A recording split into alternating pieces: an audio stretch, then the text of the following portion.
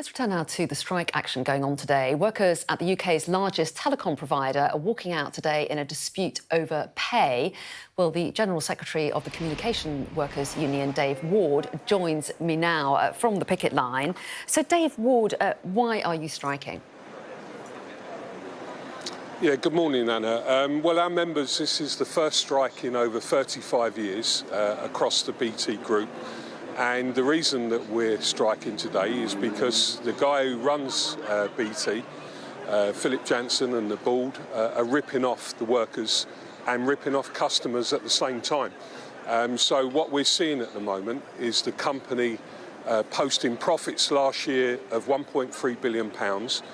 They've just posted profits in the first quarter of this year of £400 million, and they've imposed a pay deal this year on the workforce that is simply insufficient to deal with the situation with the cost of living crisis. And, you know, I'm going to say this today, that there needs to be some sort of inquiry into the actions of these boards that are ripping off the whole of society at the moment. And our members are not going to put up with it anymore.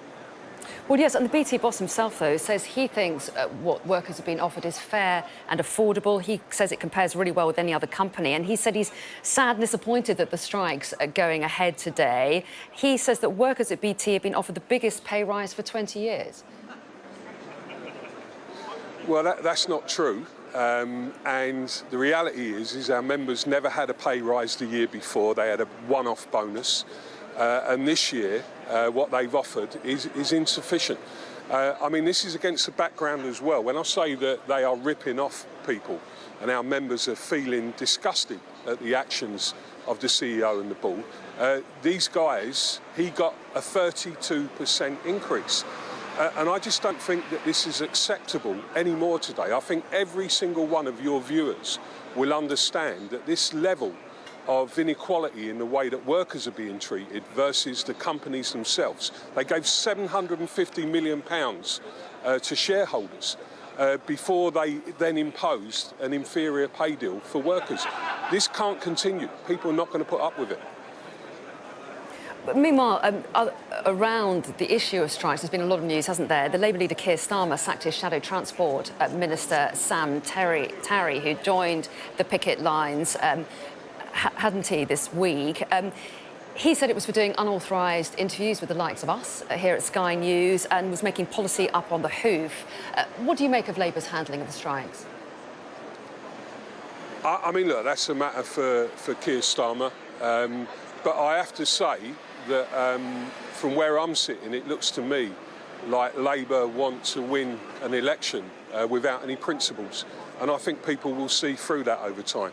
I think our own members will feel really, unhappy about the way that Labour are dealing with these things. In these moments, when people are under so much pressure, you have to come forward with policies. You have to be prepared to support working people. And if Labour don't do that, I think trade unions and community organisations will fill that vacuum to stand up for working people. And that's what we're also talking about. We're also talking about other forms alongside this particular dispute. We're talking about, forms of collective action later on in the summer that all workers can participate in. And we're talking to other trade union leaders about that as part of a campaign for a new deal for workers, separate to this current dispute.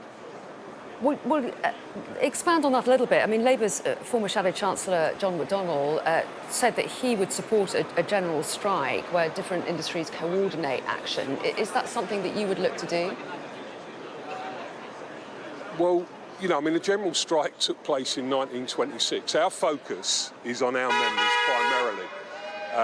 And that is, where that will remain. But let me say that at the same time, I do think that working people are being let down across the political parties at the moment. I think they have to come together in a different format.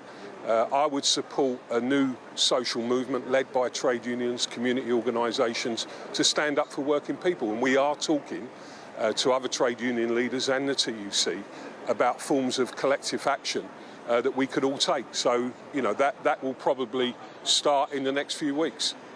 What would it look like?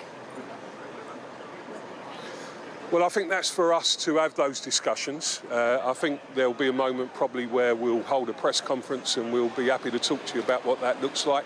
But I think it's about making the government act to support working people on the cost of living crisis and all of the things that are associated with that, but also to act against these type of business leaders.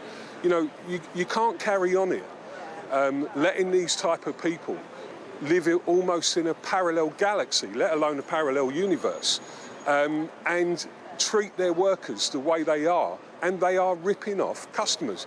These guys announced yesterday, on top of 400 million in the first quarter profit, on top of the 1.3 billion, that they are going to put prices up, which will amount to 23% price increase in 12 months. I don't think anybody will accept that. And I would urge the government to do an inquiry into the way that BT are running this company. OK, and of course the boss would say he's just looking after the company and its future, which is in the interests of the workers. Dave, well, we appreciate your time. Thanks very much indeed for talking to us this morning. Thank you.